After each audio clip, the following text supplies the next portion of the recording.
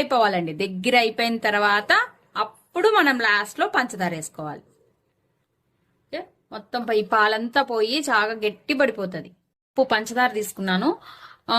నేను సుమారుగా తీసుకున్నానండి మీడియం కి. కావాలంటే మీరు ఇంకొంచెం ఎక్కువ వేసుకోవచ్చు. ఇలా మొత్తం కూడా పంచదార వేసేసుకుని వీటిని పట్టి వేసుకోండి. ఇంకొంచెం పట్టిద్దండి పంచదార వేస్తున్నాను. ఇదిగోండి ఇంకొంచెం పట్టిద్ది పంచదార వేస్తున్నాను. మొత్తం కూడా నేను కప్పున్నర పోసాయండి. ఈ కప్పుతో కప్పున్నర పోసాను. స్వీట్నెస్ దాన్ని బట్టి, అంటే మీకు సొరకాయ క్వాంటిటీని బట్టి స్వీట్నెస్ వేసుకోండి. ఇప్పుడు ఈ పంచదార అంతా కరిగి గట్టి పడాలండి. గట్టి పడిన తర్వాత మేము నెక్స్ట్ ప్రాసెస్ చూద్దాం.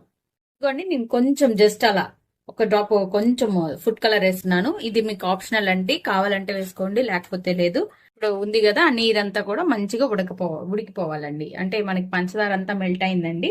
మొత్తం కూడా ఒక పాకం లాగా వస్తుందండి. ఆ పాకం పట్టిన తర్వాత తీసేద్దాం. ఇది కొంచెం చూడండి, ఇట్లా బబుల్స్ వస్తున్నాయి కదా, అలానే మొత్తం కూడా గట్టి